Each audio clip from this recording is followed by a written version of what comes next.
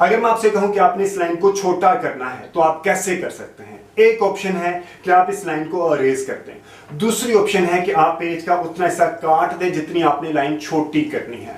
या तीसरा तरीका कोई आपके पास और भी हो सकता है, but these are not the logical ways of doing all these things. ठीक है, इस लाइन को लॉजिकली आप कैसे छोटा कर सकते हैं? इसको छोटा करने के लिए इसके मुकाबले में आप एक बड़ी लाइन खड़ी कर दें तो ये छोटी होगी। ठीक है, अब आप सोच रहे होंगे कि ये क्या लाइन के ऊपर बात हो रही है। वीडियो का टॉपिक है how you can beat your competitor in the market. ठीक है, actually this is the formula of how you can beat your competitor in the market. अगर आपने कंपेटिटर को बिजनेस में बीट करना है तो उसके सामने अपने बिजनेस को बड़ा कर लें। बहुत आसान फॉर्मूला है। आपने ये ना करें कि आप उसको काटें, आप उसको अरेज करने की ट्राई करें, उसकी जड़ काटने की ट्राई करें। This shows your frustration. आप फ्रस्ट्रेशन में अपना बिजनेस भी तबाह करेंगे। ठीक है, फ्रस्ट्रेशन शो नहीं करनी, आपने अपने आप पे फोकस करना, अपने बिजनेस को ज्यादा करना है। ठीक है, और ये फॉर्मूला ना सिर्फ बिजनेस में एप्लीकेबल है, ये आपकी पर्सनल, आपके प्रोफेशनल, आपके जिंदगी के हर एस्पेक्ट पे एप्लीकेबल होता है। अगर आपने किसी जगह पे किसी को बीट करना है तो अपने आप को बड़ा करके दिखा दें। ठीक है, उसकी बैक बाइटिंग पे करके अपना टाइम वेस्ट ना करें। Focus on yourself, focus on your business, अपने बिजनेस को बड़ा करके दिखा दें। Now the question arise how you can grow your business. अगर आप गूगल पे लिखेंगे how you grow your business तो आपको काफी ज्यादा एक्सपर्ट की ओपिनियन मिल जाएंगी जो कि आपको डिस्ट्रीब्यूशन चैनल से लेके आपके डिस्ट्रीब्यूशन चैनल कैसे होना चाहिए, आपकी प्राइस कैसे होने चाहिए कंपेटिटर के मुकाबले में, आपके प्रोडक्ट के फीचर्स कैसे होने चाहिए, आपका कस्टमर एक्सपीरियंस और सर्विस क्वालिटी को कैसे आप स्टाफ को ग्रूम करना चाहिए, आपका एचआर फंक्शन कैसे होने चाहिए। ये सारी चीजें मिलकर आपको बिजनेस को ग्रोथ मिलती है और जब बिजनेस को ग्रोथ मिलती है तो फिर आप अपने कंपेटिटर को बीट कर सकते हैं। नो फर्ज करेंगे आपकी प्रोडक्ट बहुत अच्छी है, आपके प्रोडक्ट की फीचर्स बहुत अच्छी हैं, आपकी प्राइस बहुत अच्छी है, आपका डिस्ट्रीब्यूशन चैनल बहुत अच्छा है, आपका फ्रेंचाइज का नेटवर्क बहुत अच्छा है, आपका कस्टमर एक्सपीरियंस, सर्विस क्वालिटी, आपका एचआर फंक्शन, आपका एम्प्लॉय सेटिस्फाइड है, ये सब चीजें बहुत अच्छी हैं। इवन देन आपका कंपेटिटर आपसे आगे है।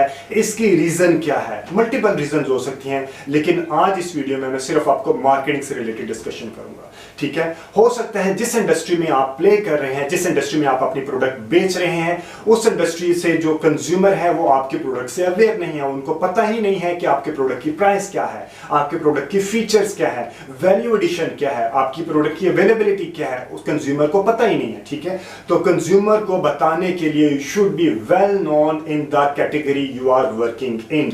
और वो कैसे पॉसिबल है? कंसिस्टेंट मार्केटिंग के साथ। कंसिस्टेंट मार्केटिंग, आप एक कंसिस्टेंट मार्केटिंग लेके चलें, आपके कंज्यूमर के माइंड में एक परसेप्शन, एक पोजीशनिंग क्रिएट करें कि जब भी वो प्रोडक्ट बाय करना जाए, वो प्रोडक्ट उस कैटेगरी से रिलेटेड उसको जो भी प्रोडक्ट की ऑप्शन मिले तो आपकी प्रोडक्ट उसकी प्रेफरेंस लिस्ट में शामिल हो। जब आप प्रोडक्ट प्रेफरेंस लिस्ट में शामिल करने के लिए टॉप ऑफ माइंड, जिसको हम मार्केटिंग में कहते हैं, मार्केटिंग रिसर्च में कहते हैं, टॉप ऑफ माइंड अवेयरनेस पे लेके आने के लिए आपने उसको कंसिस्टेंट मार्केटिंग लेके चलना है। ठीक है, और ये भी नहीं कि आपने सिर्फ मार्केटिंग लेके चलना, आपने सिर्फ पैसे वेस्ट करने हैं, पैसे वेस्ट नहीं करने। मार्केटिंग करने के भी पिलर्स हैं, कुछ प्रिंसिपल्स हैं, आपने उन प्रिंसिपल्स के मुताबिक आपने मार्केटिंग करनी है। आपने सबसे पहले क्या है कि आपने अपने कंज्यूमर को अंडरस्टैंड करें। This is the actual thing. आप सेल के कॉन्सेप्ट से बाहर आ जाए। सबसे पहले जब आप मार्केटिंग करेंगे आपने सेल नहीं करनी है, आपने क्या करना है, कंज्यूमर की जो नीड है, उसको जो रिजल्ट्स मिलते हैं उस प्रोडक्ट से, उस रिजल्ट्स को अंडरस्टैंड करें, कंज्यूमर को अंडरस्टैंड करें। ठीक है, आप अंडरस्टैंड करें कंज्यूमर का पर्सोना क्या है, बायर पर्सोना जिसे हम कहते हैं, उसकी प्रोडक्ट से स्पेसिफिक क्या नीड्स हैं, क्या वांट्स हैं। ठीक है, आपके प्रोडक्ट के क्या फीचर्स हैं जो कि उस कंज्यूमर की नीड को, उसके वांट्स को फुलफिल करते हैं। उसको पहले सोचें, उसको एक्सप्लोर करें। फिर आप कंज्यूमर का साइकोग्राफिक्स देखें, उसका डेमोग्राफिक्स देखें, उसकी सेगमेंटेशन करें। फिर जो उसकी नीड है उसकी बेसिस पे आप अपने डिजाइन को बनाएं। उसकी बेसिस पे आप बताएं कि आपकी ये नीड है, मेरे प्रोडक्ट का ये फीचर आपके इस नीड को फुलफिल करता है।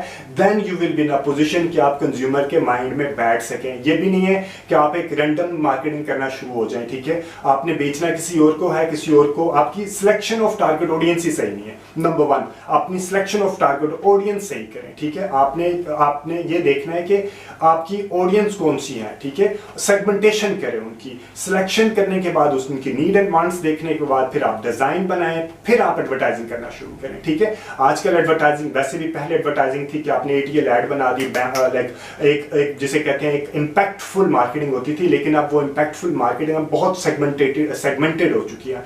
आपने नैरो लेवल पे जाके, जिसे हम कहते हैं टारगेट ऑडियंस, जो राइट टारगेट ऑडियंस को आपने अप्रोच करना है, उसके लिए आपको कंज्यूमर पर्सोना समझना पड़ेगा, फिर आप उनकी नीड एंड वांट समझ के आप उनके बेसिस पे आप डिजाइन बनाएं और फिर आप एडवर्टाइजिंग करें। आपने पहली स्टेज क्लियर कर ली एक्विजिशन की, आपने कस्टमर्स को एक्वायर कर लिया। कस्टमर एक्वायर करने के बाद अब आपकी नेक्स्ट स्टेज स्टार्ट हो जाती है। अब सिर्फ एक्विजिशन के ऊपर फोकस नहीं करना, आपने एक्विजिशन के साथ साथ आपने रिटेंशन के ऊपर भी फोकस करना। आपने देखना है जो चर्न हो रहे हैं वो किस वजह से चर्न हो रही है। ये तीनों चीजें आपने मार्केटिंग के डोमेन में देखनी है। आपने एक्विजिशन कर ली, आपने अवेयरनेस क्रिएट की, कंसिडरेशन करवाया, बाद में आपने बाइंग के ऊपर लेके आए और अब आप एक्वायर कर चुके हैं।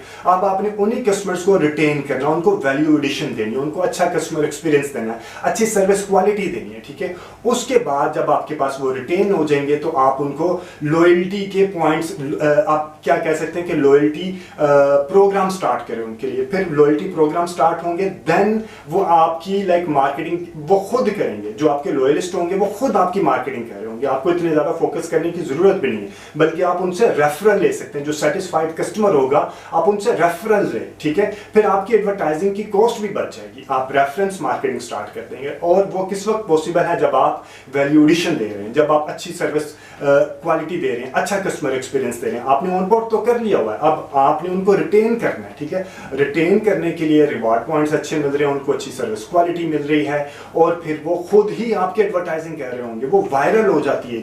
इसके अलावा और भी काफी मार्केटिंग स्ट्रेटजीज हैं जो कि हर इंडस्ट्री के हिसाब से डिफरेंट होती है। फॉर एग्जांपल अगर आप B2B में हैं या B2C में हैं, आपके पास सिंगल प्रोडक्ट है, आपके पास मल्टीपल प्रोडक्ट है, आप अपसेल कर सकते हैं, आप क्रॉस सेल कर सकते हैं, कौन कौन सी चीजें आपके पास अवेलेबल हैं, उसी हिसाब से आप मार्केटिंग स्ट्रेटजी डिफरेंट होती है। आपकी लॉयल्टी की स्कीम भी डिफरेंट हो जाती है, उसी हिसाब से आपकी रिटेंशन स्ट्रेटजी डिफरेंट हो जाती है, आपकी एक्विजिशन स्ट्रेटजी डिफरेंट हो जाती है। ठीक है, और आप अपने प्रोडक्ट या अपने बिजनेस के किस फेज में है, वो उसी हिसाब से आपकी जो लॉयल्टी वाली है और लॉयल्टी और एक्विजिशन की जो परसेंटेज है वो भी आपके डिफरेंट हो जाता है। अगर आपको फ्री कंसल्टेशन रिक्वायर्ड है, you can WhatsApp me, I will try to reply you. और अगर आपको ये कंटेंट अच्छा लगा है तो do mention in the comment section. And thank you very much for watching this video. Take care, अल्लाह हाफिज।